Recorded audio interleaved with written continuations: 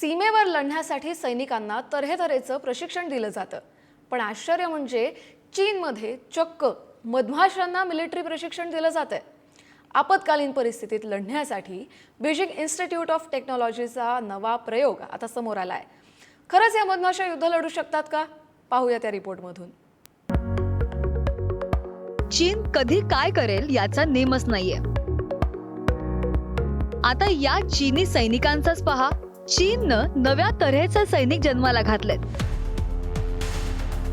या आहेत सायबॉर्ग मधमाशा. हो, मधमाशांना रिमोट कंट्रोलनं नियंत्रित करून त्यांचा हेरगिरीसाठी तसंच आपत्कालीन मदतीसाठी वापर करण्याचा नवा प्रयोग चीननं यशस्वी करून दाखवलाय. चीनच्या बीजिंग इन्स्टिट्यूट ऑफ टेक्नॉलॉजीच्या शास्त्रज्ञांनी ही किमया साधली. या शास्त्रज्ञांनी जगातील सगळ्यात लहान म्हणजेच फक्त 74 मिलीग्रॅम वजनाचा ब्रेन कंट्रोलर विकसित केलाय. हा ब्रेन कंट्रोलर मधमाशांच्या पाठीवर बसवून त्यांच्या हालचाली नियंत्रित करण्यासाठी मदत करतो. ब्रेन कंट्रोलर उपकरण मधमाशीच्या पाठीवर जोडलं जातं. विद्युत पल्ससह पिन वापरून थेट मधमाशीच्या मेंदूला जोडलं जातं. त्यानंतर मधमाशीला विशिष्ट दिशेने उडण्याचे आदेश दिले जातात. दहशतवाद विरोधी कारवायांमध्ये मादक पदार्थांच्या तस्करीच्या तपासात माहिती गोळा करण्यासाठी या मधमाशांचा वापर होऊ शकतो.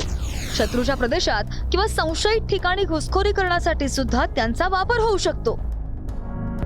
शास्त्रज्ञांनी आतापर्यंत केलेल्या चाचण्यांमध्ये या मधमाशांनी 10 पैकी 9 वेळा अचूक प्रतिसाद दिलाय.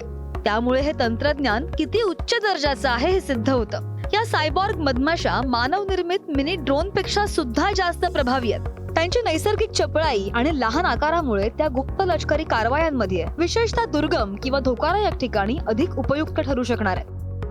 त्यांची नैसर्गिक वेषांतर क्षमता त्यांना शत्रूंपासून लपण्यास मदत करेल.